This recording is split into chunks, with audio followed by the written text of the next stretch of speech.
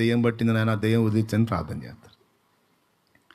నీకు కానీ నీ చుట్టూ ఉన్న వాళ్ళ కానీ క్షేమాభివృద్ధికరం కానివి ఎందుకు చేయాలి? దేవుడు ఒక్కటే మాట చెప్పాడు, నీ ఇష్టం ఏమైనా చేసుకో అన్నాడు.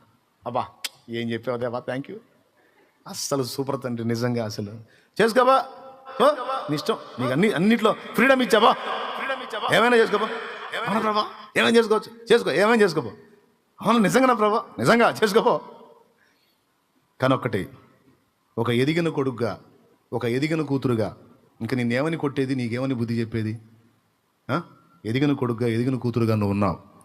కొద్దిగా ఆలోచించుకో.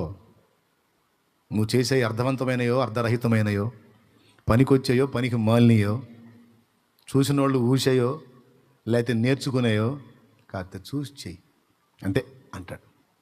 భలే కొట్టాడు కదా. మరి అదే ఆయన స్పెషల్. అన్నిటి యందు నాకు స్వాతంత్ర్యము కలదు కానీ